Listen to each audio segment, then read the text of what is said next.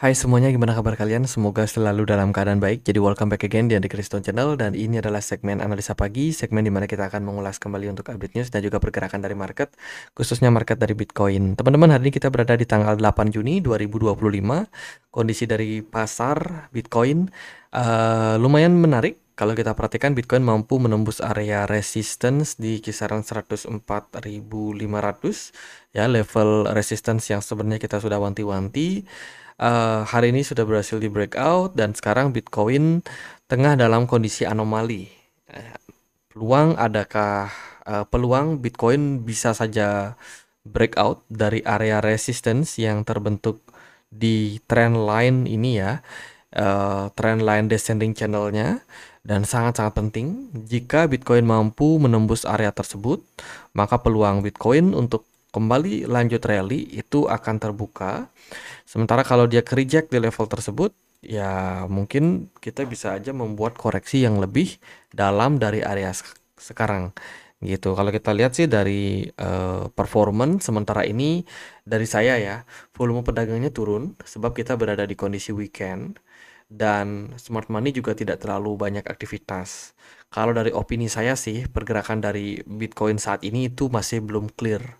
Ya, kenapa? Again, kita ada di weekend dan biasanya market akan lumayan volatil hari esok, di jam 7 pagi waktu Indonesia Barat, itu menjelang closing daily and weekly time frame. Itu biasanya sangat-sangat volatil. Pergerakan Bitcoin yang terjadi di weekend itu biasanya nggak ada apa-apanya dibandingkan dengan pergerakan Bitcoin di hari Senin besok. Gitu. Jadi apapun yang teman-teman perhatikan saat ini rawan sekali sama yang namanya manipulasi market. Sementara itu dari Bitcoin dominance overall masih oke, ya, ada sedikit penurunan dan momentum kali ini dimanfaatkan oleh beberapa altcoin untuk mengalami kenaikan. Salah satunya adalah Ethereum, lalu ada WLD, terus ada Mudeng naik lumayan, ya, secara persentase seperti itu, dan ya bisa dibilang hari Minggu ini mungkin akan sangat menarik untuk pergerakan yang lebih baik untuk altcoin. Terus kalau kita lihat dari Fear and Greed Index so far dalam posisi netral, artinya secara sentimen, secara narasi, positif dan negatif lumayan berimbang. Nah, dari aktivitas trader di market futures hari ini nggak terlalu banyak, ya. Jumlah trader paling banyak pasang posisi, ya, ini kayaknya banyak yang masang posisi short, ya, teman-teman, dimana didominasi oleh yang kena liquid di posisi short. Justru Bitcoinnya malah naik, ya. Ketika banyak orang yang pasang short, justru Bitcoinnya dibawa naik dulu, teman-teman. Tapi intinya adalah yang trade di futures ini makin lama makin dikit. Artinya adalah di kondisi seperti sekarang ini, banyak yang sedang wait and see, menunggu kemana movement selanjutnya pada Bitcoin. Mereka nggak terlalu banyak melakukan trading, ya, sepertinya. Itu. Nah, kita akan bahas sedikit data-data penting yang akan kita temukan untuk perdagangan di hari ini. Ya, maksudnya hari esok, ya, teman-teman. Jadi hari ini nggak ada data yang rilis sih karena hari Minggu. Tapi besok itu di hari Senin, 9 Juni akan ada beberapa rilis data. Ada data GDP dari Jepang, lalu ada CPI dari China, lalu ada data ekspor import dari China. Dari Amerika Serikat nggak akan terlalu ada rilis data besok, jadi mungkin pergerakan dolar akan cenderung stabil. Kemudian di hari Selasa ada data-data yang penting juga. Dari Amerika Serikat ada short term energy outlook. Dari Inggris ada data earning index. Itu hari Selasa nggak terlalu gimana-gimana. Hari Rabu kita akan dapat data PPI dari Jepang, lalu CPI and core CPI dari Amerika Serikat. Kemudian ada crude oil inventory. Lalu di hari Kamisnya akan ada Federal Reserve budget balance. Lalu ada GDP. Lalu ada manufacturing production dari Inggris, ya. Sementara dari Amerika Serikat ada rilis data PPI and core PPI inflation, initial jobless claim, itu. Kemudian di hari Jumat akan ada data 30-year bond auction, lalu Fed balance sheet, em, Michigan Consumer Sentiment, yaitu beberapa data-data yang kita akan temukan di minggu depan. Saya rasa data-data ini lumayan penting, terutama kalau udah masuk ke data inflasi seperti CPI ataupun PPI. Kita belum cek ya Fed Rate Monitor Tools dalam beberapa hari. Kita perhatikan momentum kali ini untuk acara interest rate decision yang akan diselenggarakan kurang lebih 10 hari ke depan, ya 11 hari ke depan, yaitu di tanggal 19 Juni 2025, kemungkinan besar The Fed akan mempertahankan suku bunga di 4,5%. Sementara ini dari beberapa narasi mengatakan bahwa Donald Trump mencoba untuk menekan The Fed agar segera memangkas suku bunganya. Terus di bulan Juli 2025 ya, tanggal 31, kemungkinan The Fed masih akan mempertahankan suku bunga sekitar 83%. Ngeri banget. Nah, ini September baru kemungkinan kita bakalan pangkas suku bunga. Itu dari beberapa data.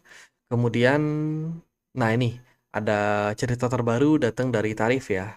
Donald Trump berencana untuk bertemu dengan Cina di London minggu depan, di mana pertemuan tersebut akan diselenggarakan di hari Senin tanggal 9. Oh, oke. Hari Senin ya, teman-teman, hari Senin ini ternyata ini akan bertemu dan membicarakan terkait dengan seperti apa kelanjutan tarif yang bakalan expired. Kebijakan tarif expired itu di bulan Agustus, tapi sudah dibicarakan di bulan Juni ini. Semoga aja hari Senin menjadi good news untuk pasar, teman-teman. Akan sangat-sangat ditentukan sepertinya. Mungkin itu juga alasan kenapa volume transaksi di futures market cenderung kecil ya. Kayaknya mereka lagi nunggu gimana drama, maksudnya gimana kelanjutan dari tarif ini, apa namanya, perjanjian tarif ini. Sebab ini sangat-sangat berdampak sekali ke market. Sedikit aja ada sentimen, market lumayan merespon dengan volatil seperti itu. Kemudian ada berita yang lain dari Pump Fund. Pump.fund akan mendistribusikan pendapatan protokol kepada pemegang token Pump. Struktur utilitas yang didorong oleh pembelian kembali dapat digunakan. Wah, ini mirip kayak saham yang membagikan dividen, teman-teman. Jadi ini menarik banget ya. Pump Fund berani memberikan kayak distribusi pendapatan protokol mereka kepada pemegang token Pump. Wow, semoga ini bisa menjadi good news untuk yang udah pegang Pump token. Lalu Cetus ya, launching Informing Recovery Plan and Road Ahead. Nah, ini sebelumnya platform yang sempat kena hack kemarin, teman-teman, di mana setelah itu di shutdown ya, aktivitas dari jaringan di Cetus itu di shutdown, dan akhirnya mereka sekarang tengah mencari cara untuk memulihkan asetnya dengan menghubungi hacker, menjanjikan pembagian reward jika hacker mau mengembalikan dananya yang sudah dicuri oleh Cetus. Dan hebatnya adalah sempat melakukan freezing untuk beberapa wallet yang dicurigai sebagai wallet hacker, sehingga sebenarnya hacker pun di kondisi seperti sekarang ini nggak terlalu gampang juga untuk melikuidasi aset yang mereka punya karena wallet-wallet mereka sudah di freeze gitu. Ya, semoga yang kena korban, yang jadi korban bisa segera recover aset kalian ya. Itu kemudian berita datang dari Coinbase. Pembukuan akun telah menjadi masalah besar di Coinbase selama lebih dari beberapa waktu. Ya, di mana ini Brian Armstrong bikin tweet di Twitter atau di X, di mana dia menyebutkan beberapa alasan mendasar mengapa hal ini sangat buruk sejak awal. Tetapi lebih penting adalah bahwa mereka telah menjadikan prioritas untuk diperbaiki. Jadi masalah tersebut diperbaiki karena beberapa aset tersebut mungkin dicurigai sebagai perdagangan aset ilegal ya, dan juga ya perdagangan aktivitas yang wajib dikenakan sanksi. Makanya wallet tersebut yang dimiliki oleh exchange Coinbase itu di freeze gitu, dan sekarang mereka sedang menangani. Kemudian berita yang lain datang dari Polymarket bermitra resmi dengan X ya, dengan Twitter.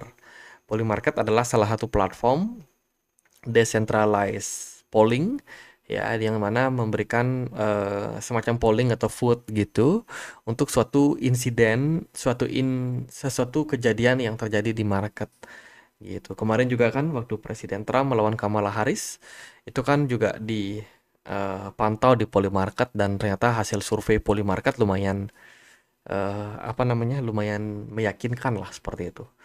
Data inflow and outflow Bitcoin overall masih dalam kondisi outflow, kemudian dari Ethereum beberapa hari terakhir ya cenderung positif ya teman-teman, menunjukkan memang telah terjadi yang namanya akumulasi yang lumayan konsisten di produk Ethereum ETF seperti itu. Kemudian Gemini juga kabarnya akan siap mengikuti jejak dari Circle ya yang kemarin sudah launching, di mana Gemini ini juga akan IPO di Bursa Saham Amerika Serikat.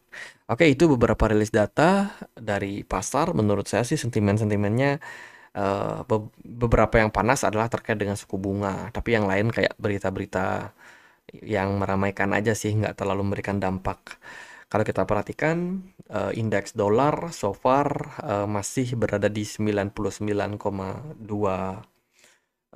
ya di posisinya saat ini, di mana indeks dolar ini cenderung bisa dibilang stabil. Indikasi bullish divergence tercipta, so hati-hati kenaikan indeks dolar dapat berdampak. Kemudian sementara ini ada gold, ada koreksi ke kisaran 3.300-an. Sementara itu dari Bitcoin, Bitcoin overall ini aduh pergerakannya susah banget ya untuk Bitcoin. Apakah Bitcoin bakalan lanjut naik atau enggak itu kayak kita butuh data by the time teman-teman. Setiap waktunya kita butuh data dan menurut saya untuk arah dari Bitcoin ini sangat-sangat membingungkan, anomali dan jika kalian perhatikan ya dari beberapa indikator, sementara ini kita masih berada dalam sebuah descending channel, jadi benar-benar berada di level yang sangat krusial kembali. Kalau Bitcoin mampu menembus area level tersebut, ya kemungkinan Bitcoin masih bisa rally sampai 125 ribuan, ya target saya. Dan bila mana Bitcoin gagal menembus area tersebut, kita berpotensi koreksi ya mungkin ke area 103 ribuan ya. Banyak teman-teman yang mengatakan bahwa Bitcoin ini bakalan menuju ke kisaran 95 ribu. Ada juga yang yakin ya di kisaran 97 ribu. Atau ada juga yang sangat-sangat yakin bisa turun ke 92 ribu. Tapi apapun yang kalian yakini, cepat atau lambat, Bitcoin juga akan mengkonfirmasi. Cuman masalahnya adalah seperti apa sentimen yang penuh ketidakpastian ini ke depannya. Gitu. Jadi makroekonomi sangat-sangat berdampak. Terus juga kita harus melihat cycles bullish pada Bitcoin di tahun 2025 ini yang kalau kita melihat secara historical 4 tahun biasanya atau harusnya ya itu akan ditutup di 2025. Artinya siklus bullish pada Bitcoin harusnya ditutup di 2025 jika tidak ada perubahan atau tidak ada perbedaan cycle gitu. Jadi ibaratnya kalau ada berita quantitative easing ke depannya atau the Fed mulai memangkas suku bunga, itu bisa jadi tanda-tanda awal Bitcoin ini sudah berada di posisi peak, teman-teman. Jadi menurut saya seperti itu. Kemudian tarif dari Trump ini kan selalu di remind setiap 3 bulan akan diatur kembali. Jadi secara sentimen long term menurut saya ini masih apa ya istilahnya masih penuh dengan ketidakpastian teman-teman, penuh dengan ketidakpastian dan ya kita trader dibikin bingung juga sih kemana kemana ke depannya pergerakan dari market gitu. Tapi ya itu kita lihat aja dari waktu ke waktu kemana kira-kira movement dari Bitcoin. Untuk sementara ini kita lihat apakah Bitcoin mampu menembus area 105.800. Ya, jika mampu dia naik misalkan ke 106.000, itu udah menjadi good news dan kemungkinan pergerakan Bitcoin untuk melanjutkan fase kenaikannya akan cenderung terbuka. Itu Bitcoin dominance kemana? So far Bitcoin dominance ini masih strong. Kalaupun dia ada koreksi-koreksi tipis, itu bukan berarti Bitcoin dominance-nya bakalan bisa anjlok turun dengan cepat ya. Kita masih bakalan ketahan-ketahan smart money pada Bitcoin dominance itu terus meningkat. Seperti itu. Jadi ya perlu berhati-hati juga buat teman-teman yang pegang altcoin. Itu emas saat ini anomali kembali. Ya, emas sebenarnya sudah menunjukkan indikasi bullish, tapi kali ini dia justru koreksi dalam beberapa hari terakhir, jadi masih anomali juga ya. S&P 500 masih juga kuat. Nah, jadi beberapa aset kelas tersebut juga masih belum clear secara pergerakan, dan Bitcoin pun juga belum clear sebenarnya. Gitu. Tapi ya kita lihat aja, kita pantau aja market. Semoga yang terbaik buat kita semua, semoga bisa cuan dan exit ya di market dengan kondisi cuan. Itu aja deh teman-teman, kita punya komunitas diskusi di Telegram. Buat kalian yang punya Telegram, langsung aja join, linknya di kolom deskripsi. Sekian akhir kata saya Andre, makasih.